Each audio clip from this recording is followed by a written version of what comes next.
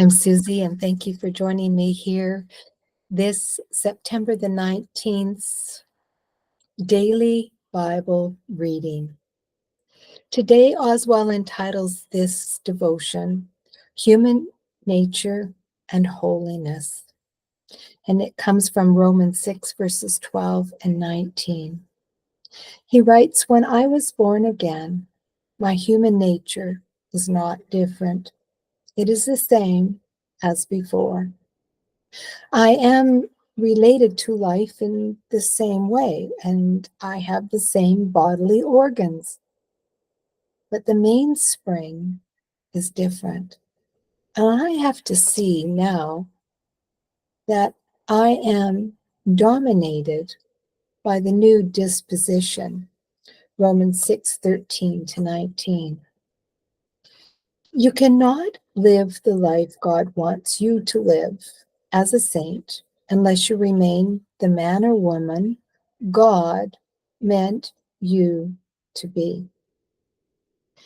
There is only one kind of human nature, and that is the human nature we have all got. There is only one kind of holiness, and that is the holiness of Jesus Christ. Give him elbow room, I love that, and he will manifest himself in you, and other people will recognize him. Romans 6:12 to 19. Put on my specs here. This talks about sanctification. Let not sin, therefore, reign in your mortal body, that you should obey it with the lusts thereof, and neither yield you your members as instruments of unrighteousness unto sin, but yield yourself unto God as those who are alive from the dead, and you and your members as instruments of righteousness unto God. For sin shall not have dominion over you, for you are not under the law, but under grace. Then what? Shall we sin because we're not under the law, but under grace? God forbid.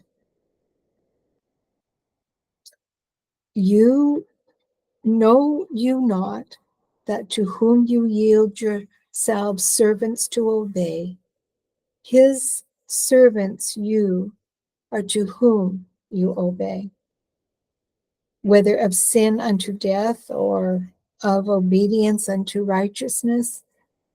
But God he thanked that you were under the servants of sin. But you have obeyed from the heart that form of doctrine, which was delivered you. Being then made free from sin, you became the servants of righteousness. I speak after the manner of men because of the infirmity of your flesh. For as you have yielded your members servants to uncleanness, and to iniquity unto iniquity, even so now yield your members servants to righteousness unto holiness. Oh, isn't that beautiful? There's a lot to pack in there over the dominion of sin over us. But by accepting the Lord Jesus as Lord and Savior, we are under grace. Yeah.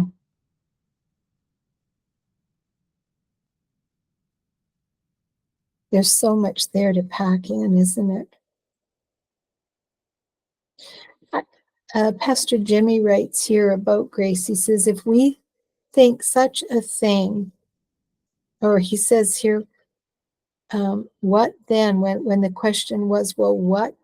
Well, I'll back right up here. And it says, for sin shall not have dominion over you. Pastor Jimmy says the sin nature will not have dominion over us if we as believers continue to exercise faith in the cross of Christ. Otherwise, the sin nature will most definitely will have dominion over the believer.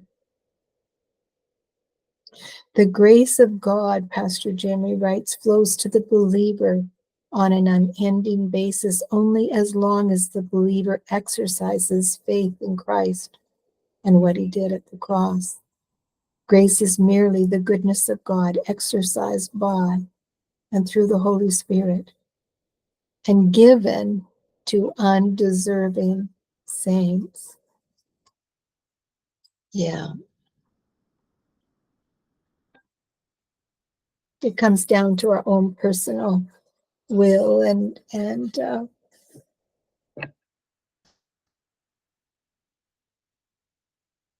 our nature that God has given us, isn't it? Very beautiful. Pastor Larry writes today in his Jesus Calling book, there is a mighty battle going on for control of your mind. Yeah, we're just so bombarded with every day. I must have over 10,000 emails. I have so many from things coming in all the time. It's like, who has time to read them all and who has time to delete them all?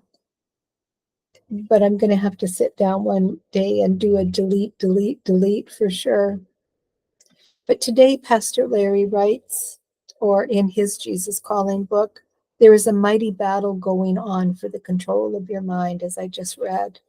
Heaven and earth intersect in your mind and tugs of the boats. Both fears influence your thinking.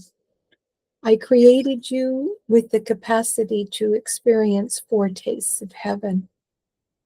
When you shut out the world and focus on my presence, you can enjoy sitting with me in heavenly realms. This is an incredible privilege reserved for precious ones who belong to me and seek my face. Your greatest strength is your desire to spend time communing with me as you concentrate on me. My spirit fills your mind with life and peace. The world exerts a downward pull on your thoughts, and the media bombard you with greed, lust, and cynicism.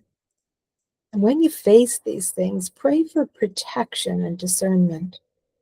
Stay in continual communication with me whenever you walk through the wastelands of this world. Refuse to worry, because this form of worldliness will weigh you down and block awareness of my presence.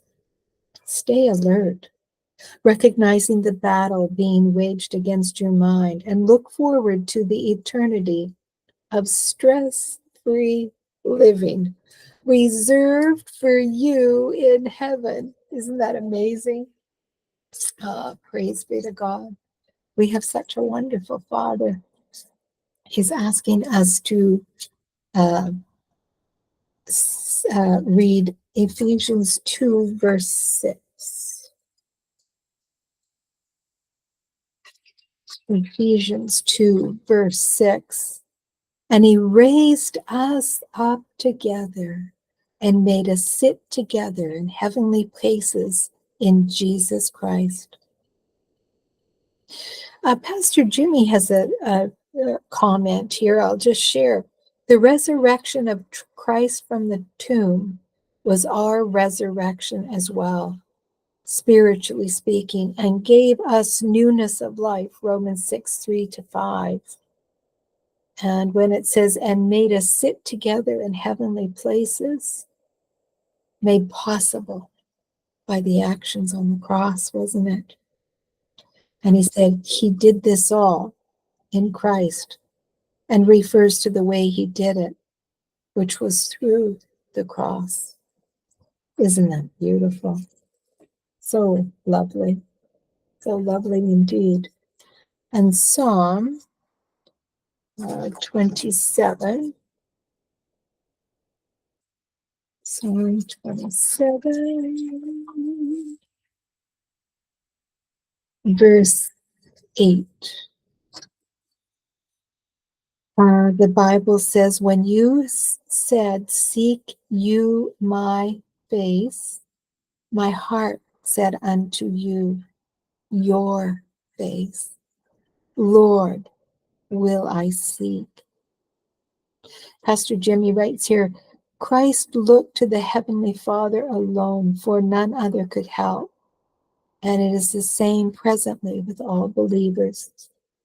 Man, do I believe that. Often, I think many of us feel that we're all alone, even when we've got people around us and family and loved ones. Many of us feel all alone. Isn't it nice that we've got a friend in the Lord Jesus? He also is looking at Romans 8, verse 6 today. Romans 8, verse 6. For to be carnally minded is death, but to be spiritually minded is life and peace. Well, I can't add to that because that's a promise. That's a contrast of a promise of if you live your life for the Lord or if you don't. And then I'm going to go to 1 John chapter 2, 15 to 17. And it says, love not the world, neither the things that are in the world. If any man love the world, the love of the Father is not in him. For all that is in the world, the lust of the flesh and the lust of the eyes and the pride of life, is not of the Father, but is of this world. And the world passes away and the lust thereof. But he who does the will of God abides forever. Isn't that beautiful? So rich, isn't it? And we have to go to Colossians. The next reading is in Colossians. We're getting all over today in the Bible, aren't we? Thank you, Lord. Your word is so good. I'll just finish up here and then you'll be able to get on to your day's events. Oswald brings to us from Colossians 2, verse 20.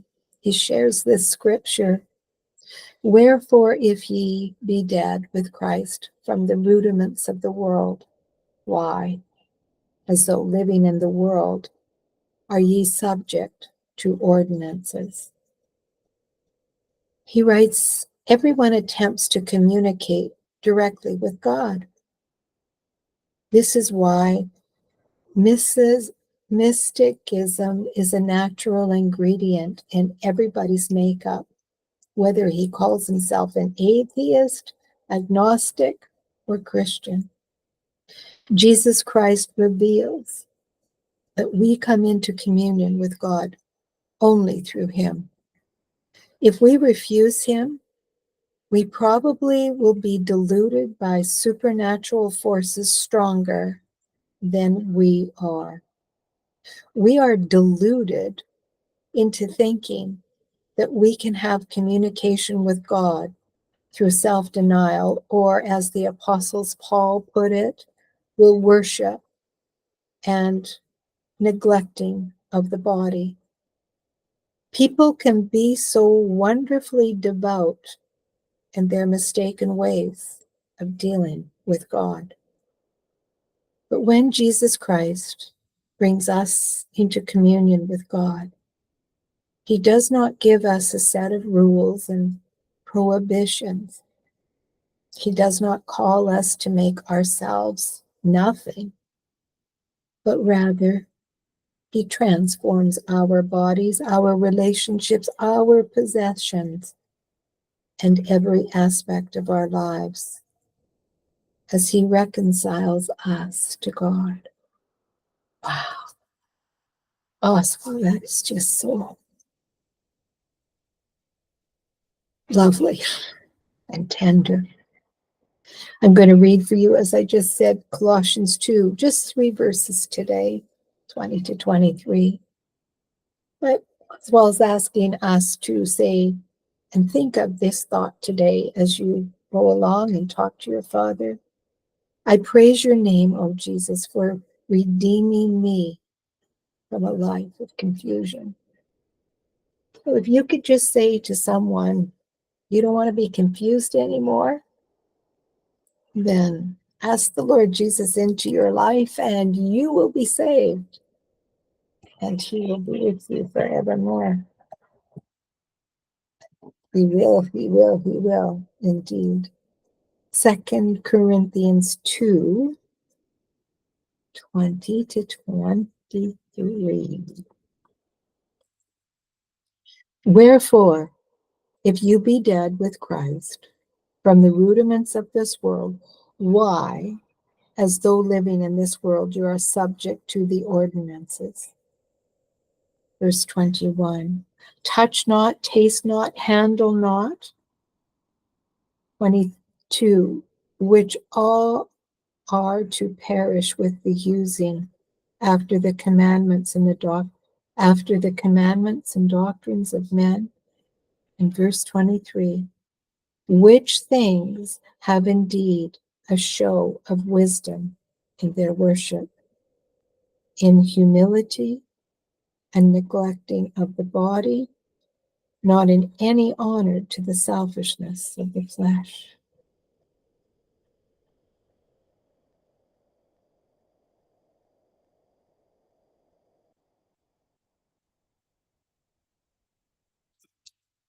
Well, if we're not trusting God, and if they don't line up, if he writes here, which are all to perish with the using after the commandments and doctrines of men.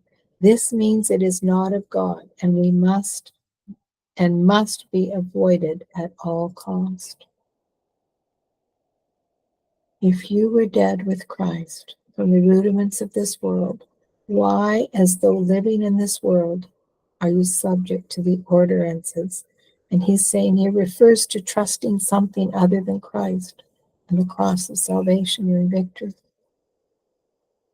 Well, I pray, brothers and sisters, that you're not putting your life in horoscopes and tarot card reading and things that don't line up with the Word of God. I think, to be honest, many of us have looked at those types of things. And it's interesting that we know when to step back. They sound good and they make us feel good, or we have false hope. And if it says, be careful how you drive today, you don't want to get in an accident. And really, isn't Satan and his evilness just trying to mimic God? The Word of God tells us how to live.